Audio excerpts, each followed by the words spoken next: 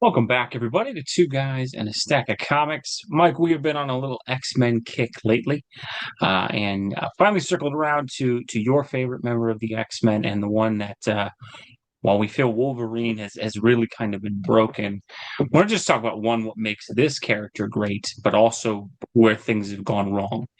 And that is the first member of the X-Men that Charles Xavier recruits, literally the first one we meet on page. Probably, while Wolvie is the star and the merch seller, probably the most important member, and that is Cyclops, Scott Summers, a character who used to be the kind of Captain America of the X-Men, so to speak, its most ardent believer.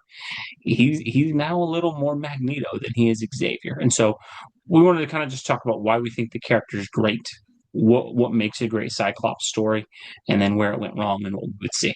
Especially in light of the fact that it was just announced he's going to get a solo book next year in 2026. So perfect opportunity to maybe turn things around. Mike, when I say Scott Summers, Cyclops, you are an old school X-Men fan. I know you've been out for a while, but he's one of your favorites. What is it that makes Scott Summers great, in your opinion, that makes him the definitive X-Men character? I mean, he was built that way.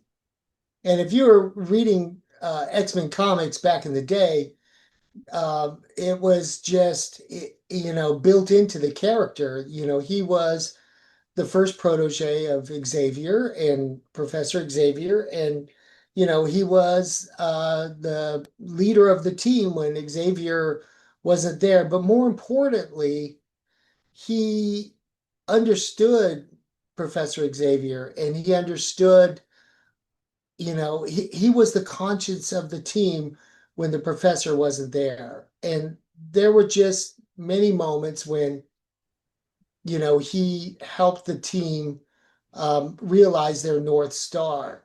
And we've seen this so many times with other comics and other heroes, like Captain America, but for Cyclops, you know, that's just built into the story. For me, as an old school X-Men fan, to not have him, and that's why I haven't read for so many years, to not have him in that role has just been really unfortunate. And I'll say it like I keep saying it. If they're building an X-Men movie, there's hope springs eternal, right? That they may put him back in that role. I mean, he had several roles in movies during the Fox era, but he was sidelined, maybe for cinematic reasons. Wolverine was the more popular character, and he was kind of sidelined. So you can see Hollywood kind of running with that, in the early 2000s and instead of Cyclops. But you have a chance to reset here. He's got a new comic coming out, and we know there's a new X-Men movie in development, and they're probably passing around scripts right now. And I just think for true X-Men fans that we really want to see him back in his original role and see the team back in their original form rather than this exploded kind of existence that they've had for 20 years where they had different comics and there was movies made. It's kind of diluted the brand in my mind, and I think in a lot of other X-Men fans' minds, it's kind of diluted the brand from what it really was, where you had Professor Xavier, then you had Cyclops, and then you had the rest of the team.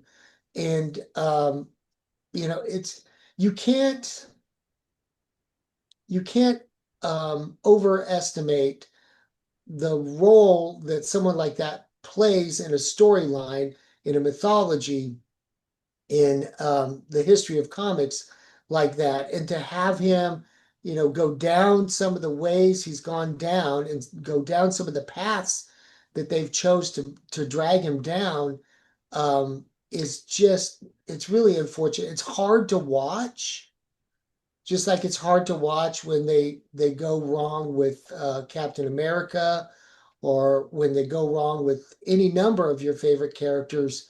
You always are in this medium. We always are of the belief, well, the next writer will make it right again, And this could be an Elseworlds story, and somebody will retcon everything. It'll be back the way it was. Um, the whole of the comic book world is now of pretty much all of us are now of that thought that you know, if maybe this will be Elseworlds, both Marvel and DC, and then we can just get back to the way things were, so we can love our comics again and really get behind them. And he's just, atypical or typical of that kind of thing that's happening. It's unfortunate. It really is. No, it's kind of like the classic cry of bad sports team. Next year's our year. That's Yeah. kind of what we've been in comic book circles is, oh, next writer will get it right. Oh, the next reboot will work. I agree with you. I mean, he has to be the most important X-Men character. He's the first one. He's the leader. And I think the interesting thing is if you put it in a different context for what they've done with him. Imagine a character who also debuted in like the 60s. Let's just take the Fantastic Four. And imagine if in modern Fantastic Four comics, Ben Grimm had murdered at one point Reed Richards the way they had Cyclops murder Charles Xavier, corrupted by the Phoenix Force or whatever. A storyline where that happened, and Ben was regularly on a team with Doctor Doom. And Doctor Doom was more his ally than Reed Richards. And regularly, in modern comics, the last couple of years, Cyclops has been violently opposed to Charles Xavier being free to the point that him and Magneto are leading a hunt for that'd be insane if you're reading that. Same thing if you had Dick Grayson accidentally killed Alfred and was teamed up with the Joker in a war against Batman and was seeing the Joker side of things. It's a crazy parallel, and not that Magneto is Doctor Doom or the Joker, but he was very clearly the bad guy and Xavier was the good guy. And you've had kind of the star pupil leader of the team, the sort of true believer, fall that I, far. It's I will crazy. say this. I think, this kind of storytelling where they totally pull the rug out from under you and turn the tables around. Um, it's been done before in the past, not like it has in the last 20 years, but it's been done in the past in an Elseworld story, a Marvel What If, or some other vein like that. And it works there for the shock value for the moment, but then you get back to regular continuity. For them to drag this out in modern continuity for 20 years is just, it's unthinkable. I mean, I don't know how many others, and I'd be interested for other X-Men fans that watch this who know and love the older material, how many quit buying X-Men and just dropped it off their list in the last 20 years, like I did, because it's just, it's not fun. It's not fun anymore. And it's time, to get back to the old-fashioned storytelling that we all know and love. And writers will say, well, maybe it's boring and, all of that's been done before, but really it hasn't. I mean, if you're truly thinking in the vein of the character and not thinking about the shock value or the easy pitch, which is, well, this has never been done before. Well, you've done all that for 20 years and, it's not helping sales any. And, the box office for the movies needs a really big hit. And this is one sure way to get it. What you haven't tried in a while is, if you really want to pull the rug again, is just try the original team and let's put it back in its proper place because I'm telling you, the masters that created that team back in the 60s and those that reinvented it in the 70s, those were true masters of storytelling.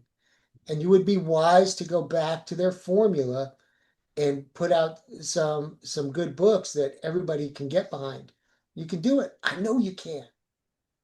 There's a couple defenses people make, Mike. So I'd be interested because you're a bigger fan of Cyclops than I am. So I'll kind of go through the ones that I typically see for people who defend what they've done with Scott, and you kind of tell me what you think of those. Um, First, want to hear from a lot of folks. Well, okay, you being mad about him falling from Xavier, it's a classic trope that occasionally you'll have the star pupil turns against the mentor. I would say that's a ridiculous comparison for a superhero. I think in a different narrative structure, where you're not talking about a colorful costume superhero who ostensibly was created as a lesson role model kind of thing for kids to learn something, I think that's a stupid defense of it, but there are people who say that. The second one is also, well, how much is he supposed to take? Right? He's supposed to be the leader of the mutants. And so eventually taking a more revolutionary stand against humanity because he wants to defend mutants is logical. I think both of those are awful for Cyclops because of what Jack and Stan, as you said, created these for. When Jack and Stan got behind the X-Men, there's differing versions of whether this was deliberately supposed to be MLK and Malcolm X or things like that. Sometimes that's, I think Stan has at times ran with that because it makes it seem really smart on his part, but then there's been Yeah. other times he's denied it. Regardless, there's absolutely was baked into the X-Men the idea of like civil rights and some sort of thing of a marginalized group, and how much that influenced or not. I just think it's ridiculous to have a character like Cyclops, who was supposed to be the ardent, true believer of no, I will fight evil for good. I will be the good person who does the right thing and be the leader of that, even if you don't treat me well. And to go to one of those two tropes. When you hear people defend what they've done with him for with one of those two, as a fan, how does that hit you? Well, like I said before, I think either one of those roads to travel down could easily be explored in some Elseworlds miniseries story, to satisfy the curiosity of the fans and the writers. What if he did take up with Magneto? And yeah, that is a classic trope. How about in Star Wars when Luke's debates going over to the side of his father? That's very classic and it builds tension. But ultimately, Luke sides with the Force, and so we know how that is supposed to work out. So for them to drag it out for this long, I think it's too long. If that's the trope that they were trying to explore, I really think that you know I think it's gone on too long, and I think that Scott Summers as a person is unrecognizable in that role now as to who he was built to be. So I think, like I said, and the second one being like, how much can you take? um, these are superheroes. This is a fantasy world, so you don't want to get caught up in too much of the real world. But your hero should always be, better than reality. This is someone to set an example who can shine no matter what. And if Xavier taught his students anything, it was to overcome and to be the better person in the face of everything. So now we've just thrown out Xavier's basic tenet, and all the students have gone rogue, especially his lead student, his number one student. Like I said, you could explore that in an Elseworld story, or maybe have it tempted, and then overcome. That would be a stronger story, in my opinion. Yeah, I agree. It's actually a depressing story with Cyclops. And I think that's why he's a hard character to view for, I think, for some fans. And that, well, I think you mentioned it. It's a cool thing for a what if series of like, oh, isn't it cool that he's finally had enough? Until you really look at what the story is, which is largely this ardent, true believer in I will make humans and mutants coexist, and we will, I will set the example to show humanity a better way. Has largely just gone, screw it, can't do it. I'll be the revolutionary, leader or the guy who is more a mutant supremacist kind of thing than he is someone who's trying to broker peace. And like you said, this is fictional. If you want to try, well, how much is he supposed to take? Okay, a real person, that's an actual conversation. Yeah. Cyclops has a time displaced child who's older than him and is a gun toting vigilante in the future in Cable.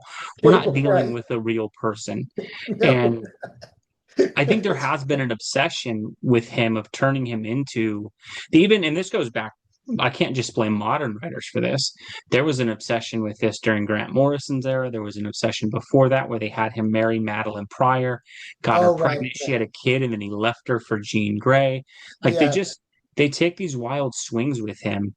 And where I think I always held Cyclops in regard, Mike, and I'd be interested if he kind of fits the same role for you.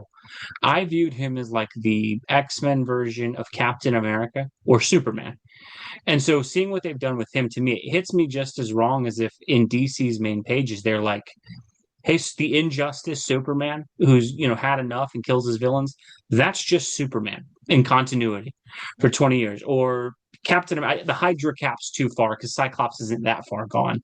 But it would be more if they did the whole Cap's no longer about the American dream. He's just about I get me and I get mine, and if you go against me, I'm gonna take you out. I see Cyclops in that vein, and so I think it's become depressing as a result of that.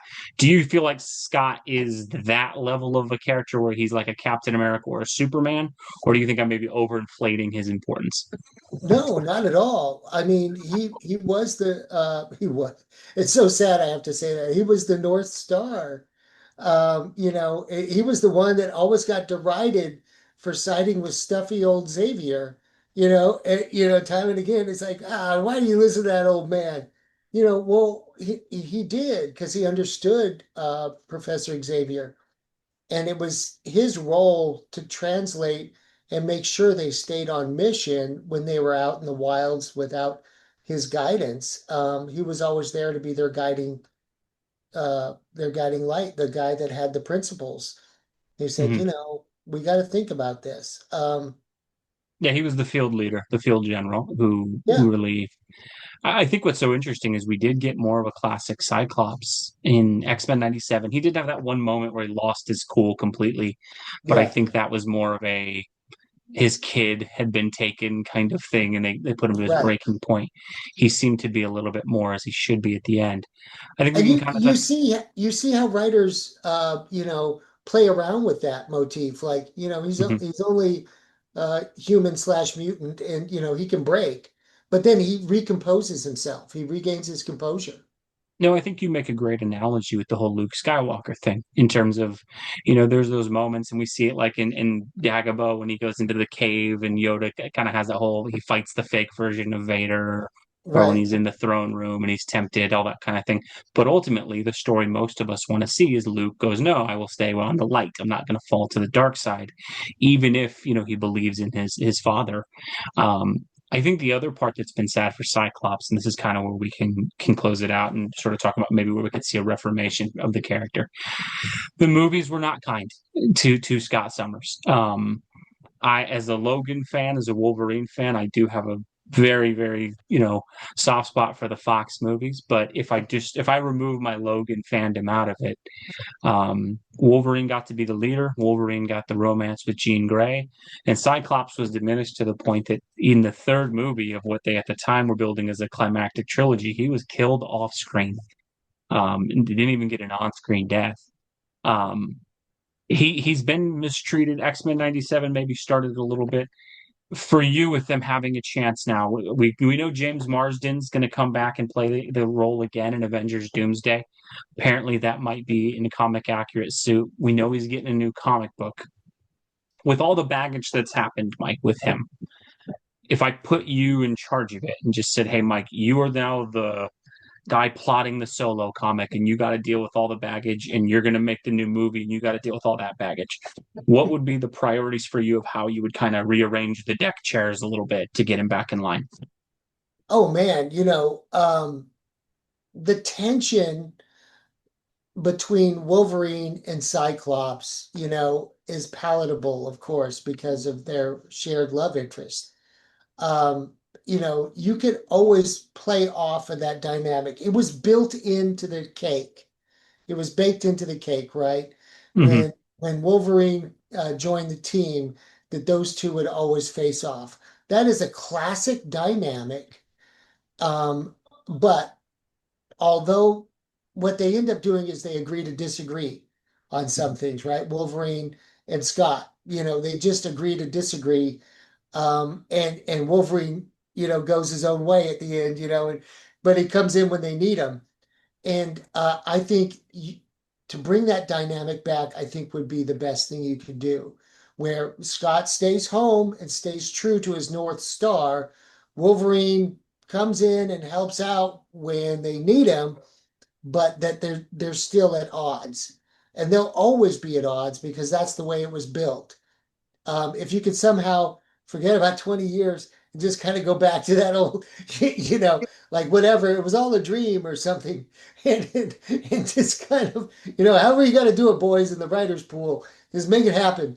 And just bring them back to that old dynamic because there's so much more you could do with that. I mean, it's the gift that keeps on giving. You can't lose with that dynamic with the wild card and the straight edge, straight lace guy. There's so much, and the girl in the middle, you can play that all day. You could play it for centuries. Shakespeare wrote It's the about it. classic buddy cop kind of Yeah, formula, the bad boy and the nice guy kind of thing. And I think the movie's really weirdly, even as a Logan fan, they made him too like he just wins. Like they made it Gene basically ditched the main guy for Logan, and I think that always yeah, came off wrong.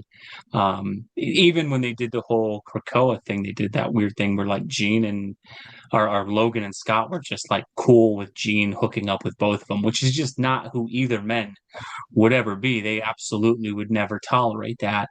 And I think that's the weirdest thing is I think they need to just pick a lane with him as far as they did this thing with Mad Gene and then Madeline Pryor and then he was Emma Frost for a long time and now it's Gene again and they've kind of just they need to pick a lane. Cyclops to be if you want to make him work, you need to grow the character up.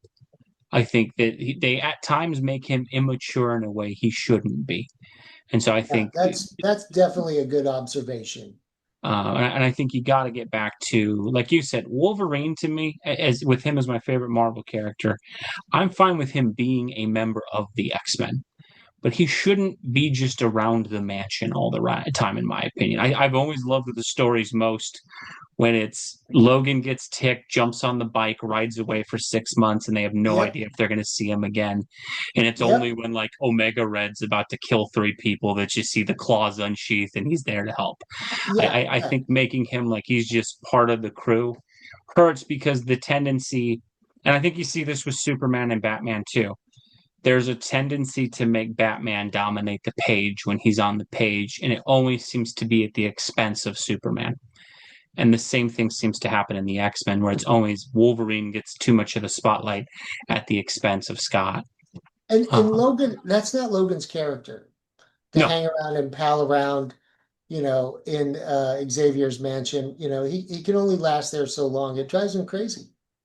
yeah, no, he He needs to be out can't on a take it. bike, getting in bar fights and Yeah. hooking up with random women and doing what That's Wolverine that's what does. makes Wolverine cool, is that, he's not always there, but he shows up when you need him, Yeah. you know. No, I hope they can get it in alignment. I really do. And that I always felt bad for James Marsden. He was a good Cyclops. He just didn't get the opportunity to play the actual character. And so I think there's a huge opportunity to really make him, like you said, the North Star of this. Make him the captain. And I think, if anything, I think the one thing I take away from superhero movies now Superman did not make a ton of money, but the one thing the audience is really connected with is they loved seeing Superman be Superman again. I think part of why Superman didn't make as much money was the weirder stuff, the Metamorpho, the Baby Joey, Proton Rivers, the Guardians of the Galaxy kind of thing. But I think the characterization of Superman really stuck with people. If Marvel can nail that with Cyclops, while he's not Superman, but I think if he can be the good guy, straight laced leader, the almost nerdy Boy Scout, but with a little bit of edge that can make him cool, I He's got a think little audience edge. connect with He that. really does. Yeah.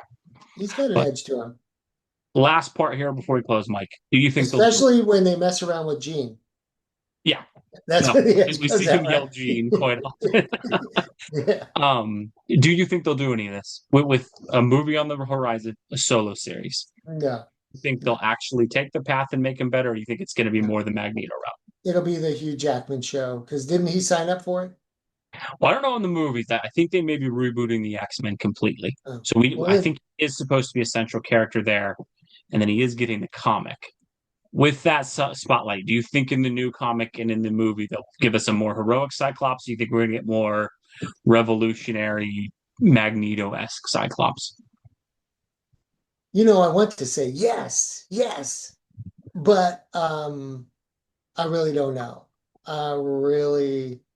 If I had to guess, I'd say the comic book will be some other new strange tryout Okay. to see what if we show them this way. Because I really feel like they're just not going to go back there. And I don't know why. They're just shooting themselves in the foot. Um, they're not going to go back. The movie, maybe. If they have to cast a new Wolverine and it's not Hugh Jackman, I think there's a chance. I think if Jackman signs up, I'll be excited because he's great as Wolverine, and I know you will be too. But there's no As long chance. as it's a solo movie, I think, There's no chance for Scott Summers if Hugh Jackman's in the movie. There's just yeah, not. I'm hoping if Jackman does stay for a bit, that Yeah, it's solo movies. That it's, I think that would be cool. we've seen the gene dynamic, we've seen everything with Hugh. I think the most Wolverine story potential is solo movies, and in that way, you could really do the X-Men proper with Scott as the leader, the unquestioned main character, give Storm more cool moments, that kind of thing. Like you said, do I think it'll happen? Probably not. I hope only springs eternal, and I'm going to sit here and say they won't do it, and then the number one issue is going to be on the stands, and all I know I'm going to be putting that 4.99 or 5.99 or whatever to get that number one issue, and hope it's good. But we shall certainly see. Be interesting to see I'll, from you folks down below. Go ahead, Mike. I'll, I'll give it a try. When does it come out? I think it's the start of 2026, which is a lot closer than Okay. I thought it was because Yeah. it's pretty close here. But I think it's after this big Age of Revelation event, and then hopefully it should launch. But let us know. What do you guys think down below? What do you think of what they've done with Cyclops? Again, we're not pretending to be the experts here, just two fans giving our opinions on it. If you love what they've done with the character and have a different perspective, we're not here to tell you you're stupid or wrong or anything like that. If you want to put down why you believe that, we're always interested in hearing that down below, folks. As always, thank you guys for watching. We'll have one more X-Men video we're going to do. We're going to talk about the classic Magneto and Xavier dynamic and why we need to see more of that in comics as opposed to what it's become. Let us know, as always, folks, what you think. God bless you. You have a great rest of your day. Thanks, everybody.